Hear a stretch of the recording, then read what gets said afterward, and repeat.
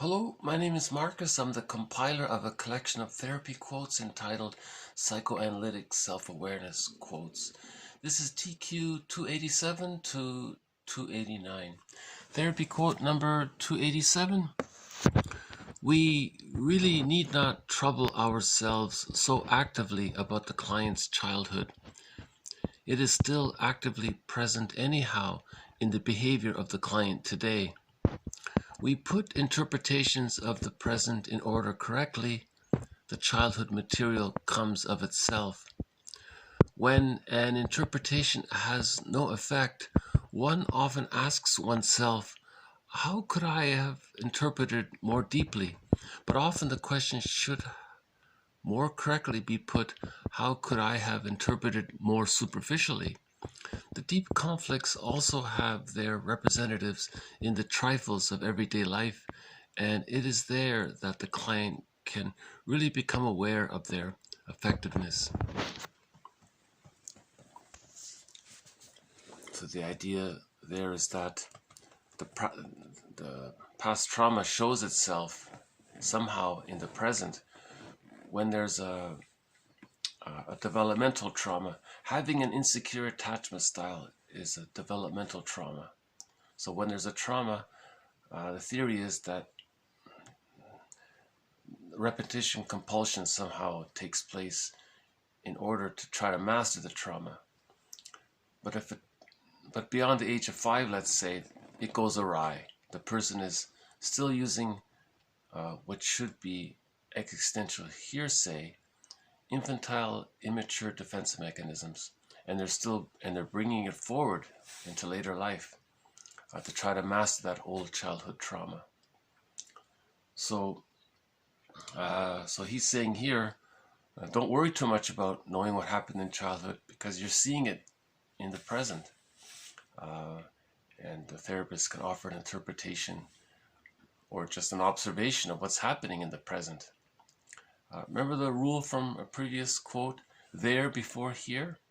So you might point out, you describe such and such happening at the restaurant with your friend, and I notice this same pattern is happening in the here and now between us. So that's all present. What happened in the restaurant 2 days ago and what's happening in the room live in the moment, that's sort of present. And then the person might say, you know where I learned that from? That's what my dad did. And then the client brought up the childhood material voluntarily. So that little mini interpretation of describing something that he just talked about that happened recently and how that's being played out in the here and now with the therapist, that those two alone, those two more superficial present day observations, or noticing the parallel, the parallel between two occurrences, something that happened 2 days ago and something that's happening live in the moment, that can automatically bring up material from the childhood. That's what he's saying. So you don't, like Masterson says, you don't go looking for memories. You don't have to search for them. They'll come up on their own. Right?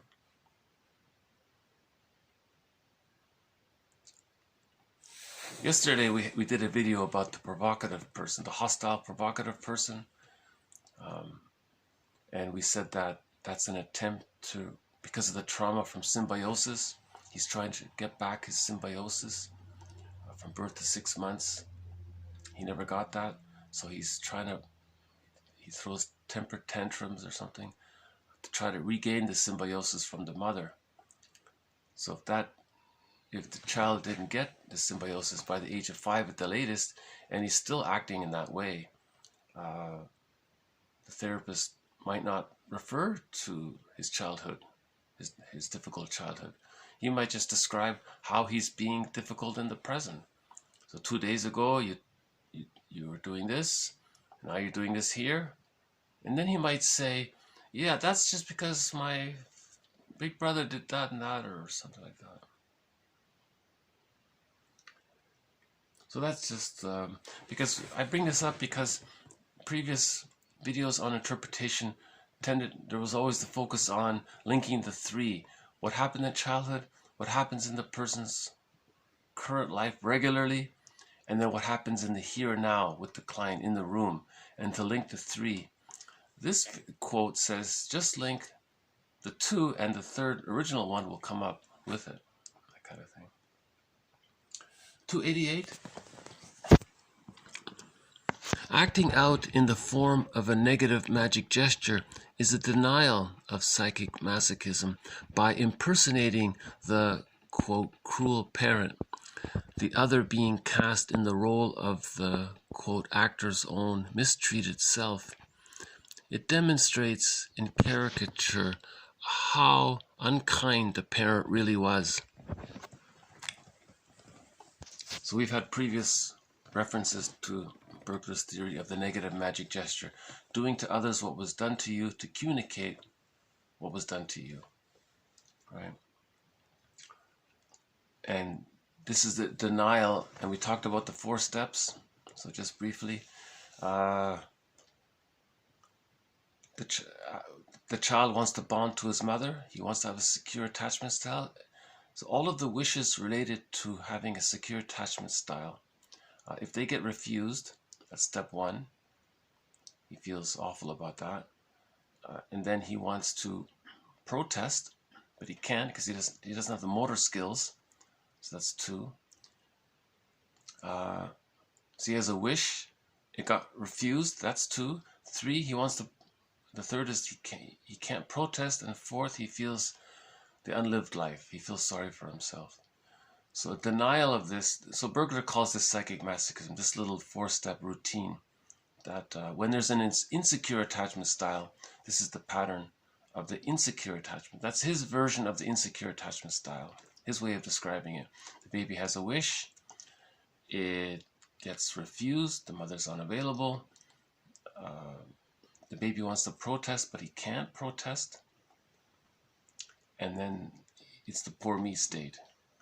So the repetition compulsion gone awry would be he's going to repeat those 4 steps later on. But now he's going to try to protest. That's called pseudo-aggression. So he doesn't know what he really wants, just like the baby had a wish that got refused. The baby couldn't protest. Now as an adult, he's going to be pseudo-aggressive. He's going to try to mask it. He's going to repeat it. That's called pseudo-aggression.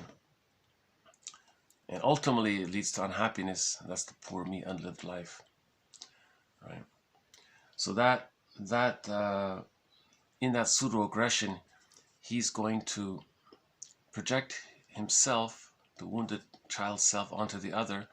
He's identified with the aggressor, and he's going to do to the other, that's, in other words, himself, in his secondary delusion, right, to communicate what happened to him.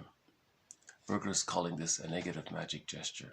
You know, hurt people, that's a negative magic gesture. He's trying to communicate how he was hurt and how he didn't want to be hurt. Again, acting out in the form of a, quote, negative magic gesture is a denial of psychic masochism by impersonating the, quote, cruel parent, the other being cast in the role of the, quote, actor's own mistreated self. It demonstrates in caricature how unkind the parent really was. It's interesting that he uses that phrase in caricature, because you can imagine, you know, a cartoonist drawing this, you know. So there's an exaggerated quality about it. And it's ridiculous because, as Alice Miller said, you can't travel back in the past and redo your babyhood time, redo the trauma of, redo your response to the trauma. That stage of symbiosis is a one-time thing. It can't be redone. But the person in the repetition compulsion gone awry is reacting to that. He's caught. Right. Speaking of Alice Miller, where do abusers get their ideas? From their childhoods. So that's similar to the negative magic gesture. right? This person who's projected his wounded inner child onto a non-threatening substitute, and he's identified with the aggressor, and he's going to do to that person, verbally berate him or whatever, shout at him or whatever it was, or worse. So where did he get this idea from? Where did he learn it? Where does someone who's like this learn to do this? Where does he get this idea from? Where does it come from? From their childhoods. That's the negative magic gesture. He's the repetition compulsion gone awry. He's trying to repeat his trauma. He's trying to repeat his childhood trauma. He's trying to do it over and over and over again. He's changing the roles. But he's identified with the aggressor. So that preserves the split. That preserves the denial of the pain of what happened. By acting out, you deny the original pain. You see, all defense mechanisms deal with anxiety. He feels the anxiety, so he acts out to deal with the anxiety. So as we said before, you either act out and repeat, and then you're worse off in the end, or you talk about it and heal. Talk and heal, or repeat and get worse, kind of thing. Something like that. So just zip through them once more. We really need not trouble ourselves so actively about the client's childhood. It is still actively present anyhow in the behavior of the client today. We put interpretations of the present in order correctly. The childhood material comes of itself.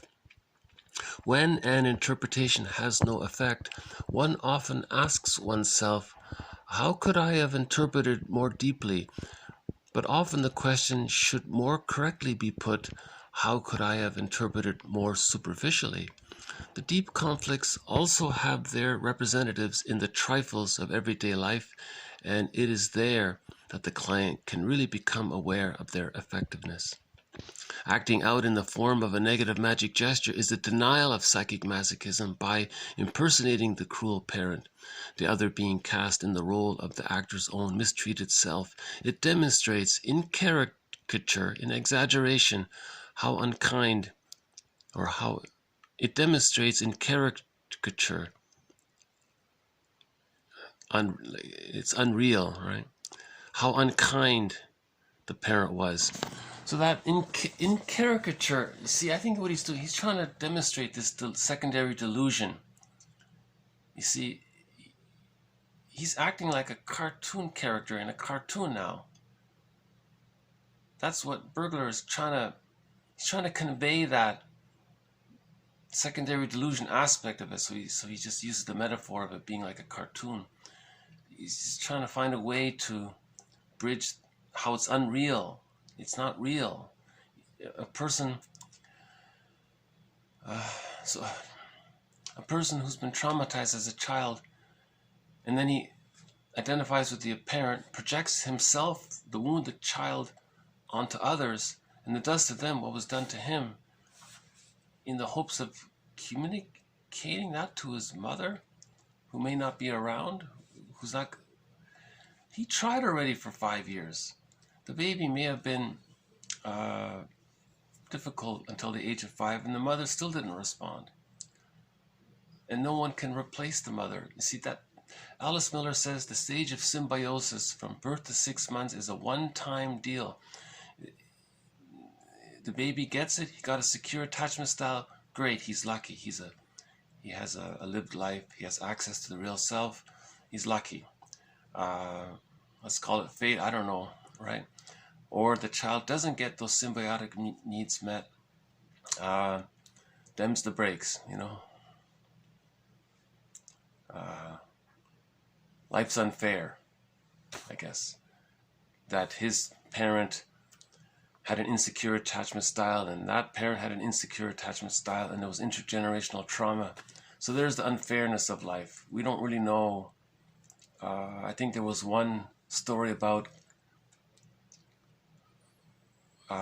there's a story in a fairy tale. There's a story about why some people got a secure attachment style and why some people got an insecure attachment style. The message of the story was, we don't know. Just nobody knows. It's one of those things we don't really know at this time, right? So why did the mother expel the child from the symbiotic orbit? Why was the mother unconsciously angry and didn't want to be reminded of what happened to her when she was a baby, so she's repeating it herself? So we don't really fully know. This is all into philosophical speculation, right? But we do have the observation of the repetition compulsion, and from that the inference that there was an insecure attachment style, right? Alice Miller again. Where do abusers get their ideas? From their childhoods. So when there's anger, that's in response to a need not getting met. So remember the Bergler's 4 steps? The child had a need to bond. The mother wasn't available, so the need got refused. He wanted to protest. That protest, his anger or his hostile provocative behavior at that point, projective identification, displacement, being difficult.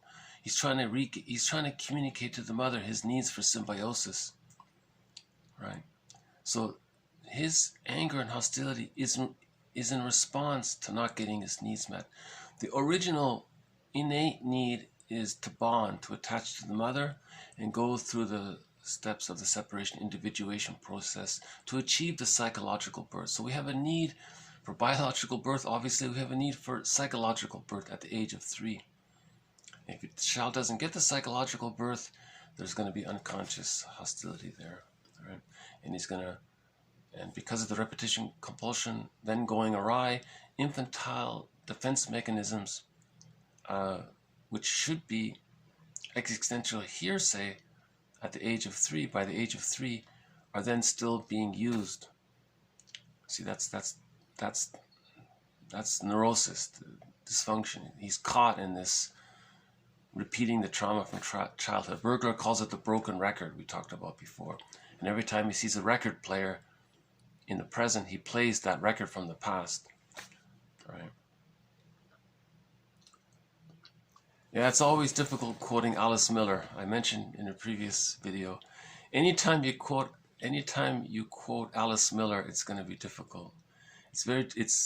It's emotionally very difficult to read Alice Miller. Her classic book is The Drama of the Gifted Child, and she has other books as well. Nobody wanted to publish her book. The publisher was crying or something, right? And Lloyd DeMause, I think he had to self-publish or something. It's very hard to read about childhood, to speculate what the child is feeling from the faulty parenting practices, child rearing practices that are still engaged in. Right. Okay, so I'll just leave it there.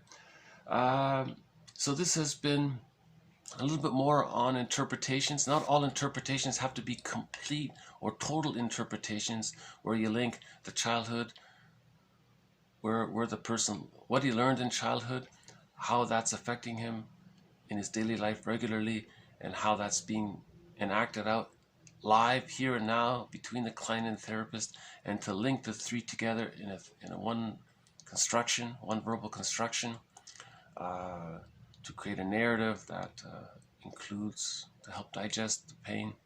Not all interpretations have to be so thorough or so complete.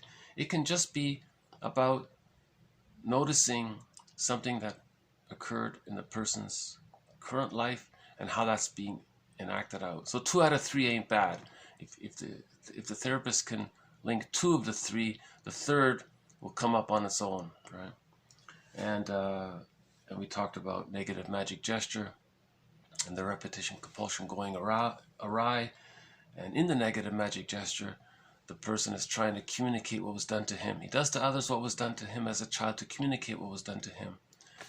And that's dysfunctional, because no non-threatening substitute can be that person's mother take that person back into time to babyhood and correct that. It's a secondary delusion. The person is caught in a secondary delusion, trying to. He's not aware. He's not aware that he's doing that. So this has been okay. So I'll leave it here. So thank you very much. This has been a difficult topic. I agree. TQ 287, 288, and 289. More to follow on Alice Miller and Edmund Bergler and on interpretations. We'll have more quotes from Fenichel. Fenichel was one of the original theorists back over 100 years ago. Yeah, we don't hear his name much, but I think he's a good teacher. Fenichel. Bergler's a great teacher.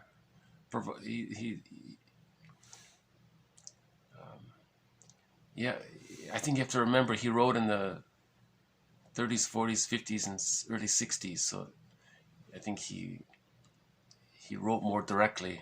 Nowadays, authors are more careful when they write. And Alice Miller, oh boy. Get a box of tissues when you're reading Alice Miller. Okay, so this has been 287 to 289. Thank you. Bye for now.